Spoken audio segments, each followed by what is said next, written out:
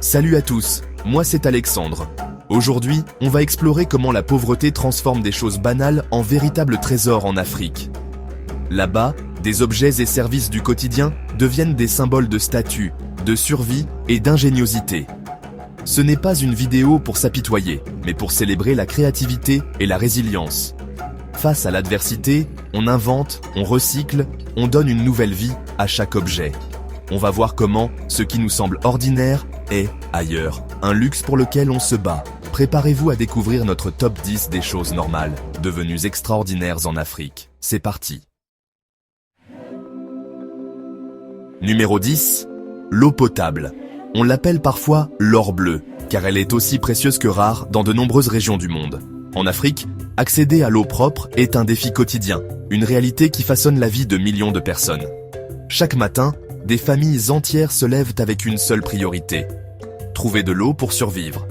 Des kilomètres à parcourir, souvent par les femmes et les enfants, juste pour remplir un bidon. Ces trajets sont épuisants, parfois dangereux, et prennent des heures chaque jour, privant les enfants d'école et les familles de temps précieux. Chaque goutte est précieuse, rationnée pour boire, cuisiner, se laver. L'eau est utilisée avec une extrême précaution, car la moindre perte peut signifier une journée plus difficile encore. Un simple robinet à la maison est un signe de richesse, un symbole de confort et de sécurité. Pour beaucoup, c'est un rêve lointain, réservé à quelques privilégiés. Des vendeurs d'eau sillonnent les quartiers, et le prix fluctue selon la saison. Pendant la saison sèche, l'eau devient encore plus chère, et certains doivent choisir entre acheter de l'eau ou de la nourriture. Un puits peut transformer la vie d'un village entier. Il apporte non seulement de l'eau, mais aussi l'espoir, la santé et la possibilité de bâtir un avenir meilleur. L'eau, là-bas, c'est la vie, la santé, l'avenir. Elle permet aux enfants de jouer, aux familles de cuisiner et aux communautés de prospérer. La prochaine fois que vous ouvrez le robinet, pensez à ce luxe. Ce geste simple, anodin pour beaucoup, est un privilège immense ailleurs. L'accès à l'eau, c'est la première marche vers une vie meilleure. C'est la base de la santé, de l'éducation et du développement. Pour beaucoup, c'est un rêve quotidien. Mais chaque goutte d'eau propre rapproche ces familles d'un avenir plus digne et plus serein. 9e place.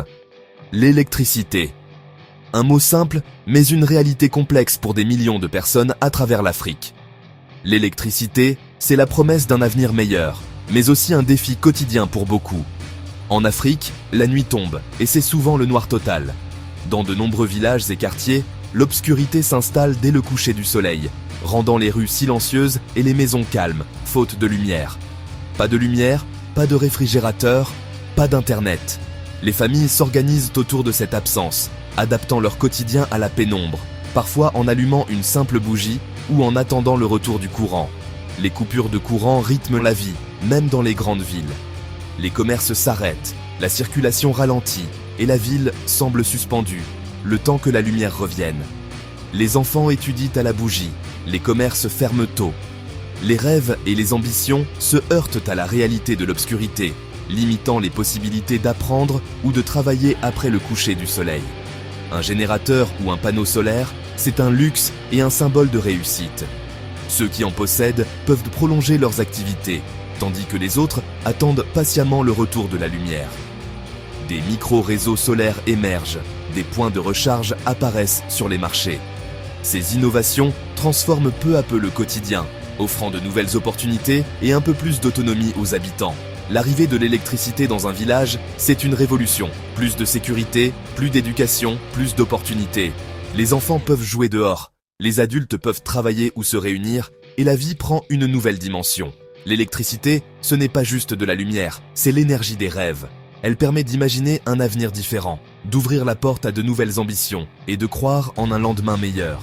Chaque ampoule allumée est une victoire sur l'obscurité. C'est un symbole d'espoir, de progrès et de la capacité humaine à transformer son environnement. Là-bas, la lumière est un trésor. Elle change tout.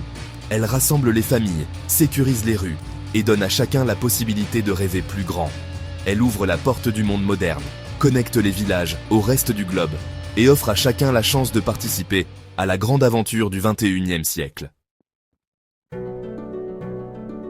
8e place, les chaussures. Pour beaucoup, Marcher pieds nus est la norme, avec tous les risques que cela comporte. Une paire de chaussures, même usée, c'est une protection, une fierté, parfois la clé pour aller à l'école. On répare, on recycle, on fabrique des sandales avec de vieux pneus. Les cordonniers sont des artistes de la débrouille. Recevoir des chaussures neuves, c'est un événement inoubliable. C'est la dignité retrouvée, la possibilité d'avancer sans douleur. Là-bas, chaque pas chaussé est une victoire. Le vrai choix, c'est avoir ou non des chaussures. 6e place, manger à sa faim. 3 repas par jour? Pour beaucoup, c'est un rêve lointain. Un seul repas, c'est déjà une victoire. On ne gaspille rien, chaque grain compte. La variété est rare. La viande, un luxe réservé aux grandes occasions. Partager un repas, c'est offrir le plus précieux. La faim façonne le quotidien, l'énergie, la concentration. Avoir le ventre plein, c'est la sécurité, la force de vivre. Là-bas, manger à sa faim est un privilège. Un luxe qu'on oublie trop souvent. 5e place, les soins de santé de base. Un pansement, un antidouleur, une consultation. Là-bas, c'est un parcours du combattant. Les distances, le manque de médicaments, les files d'attente interminables rendent chaque soin précieux. Une simple maladie peut devenir mortelle. Posséder une petite pharmacie chez soi, c'est un privilège. L'arrivée d'une clinique mobile, c'est un événement. La santé là-bas n'est pas un droit, mais un luxe vital. Être en bonne santé, c'est pouvoir vivre, apprendre, travailler. 4e place, les vêtements neufs. La plupart portent de la fripe, nos anciens habits venus de loin. Un vêtement neuf, c'est pour les grandes occasions. Choisi avec soin, porté avec fierté. Rien ne se perd, on répare, on transforme, on transmet. Les tailleurs de rue sont des créateurs de génie, donnant une seconde vie à chaque tissu. Porter du neuf, c'est afficher sa réussite. Réparer, c'est prolonger l'histoire du vêtement. Là-bas, chaque habit raconte un parcours. S'habiller, c'est une question de dignité et de créativité. 2e place, l'accès à Internet. Une connexion stable est un luxe rare, réservé à une minorité. On compte chaque mégaoctet, on optimise chaque minute en cybercafé. Le paiement mobile a révolutionné la vie, sans passer par l'ordinateur. Internet, c'est l'accès à l'éducation, à l'information, aux opportunités. C'est briser l'isolement, vendre au monde entier, apprendre sans frontières. Là-bas, chaque connexion est un pas vers le futur. Internet, c'est l'émancipation. 1re place, les loisirs simples. Là où la vie semble parfois rude, la joie se cultive dans les gestes les plus ordinaires. Ici, chaque moment de jeu devient une aventure, chaque rire un trésor partagé. Jouer, rire, créer. Là-bas, l'imagination remplace les jouets du commerce. Les enfants transforment tout ce qu'ils trouvent en source d'amusement, faisant preuve d'une créativité sans limite. Un simple bâton, une boîte vide, deviennent des objets magiques. Un ballon fait de sacs plastiques, façonné à la main, devient le centre de toutes les attentions. Il rassemble, il fait courir, il fait rêver. Une voiture en fil de fer, patiemment construite, roule sur la terre battue, portée par l'imagination de son créateur. Une poupée en tissu, tout est inventé. Les loisirs sont communautaires, partagés entre frères, sœurs, amis et voisins. Chacun apporte sa touche, son idée, et la magie opère. La musique et la danse sont omniprésentes. Un rythme sur une boîte, une chanson improvisée, et tout le monde se rassemble pour célébrer la vie, même sans occasion particulière.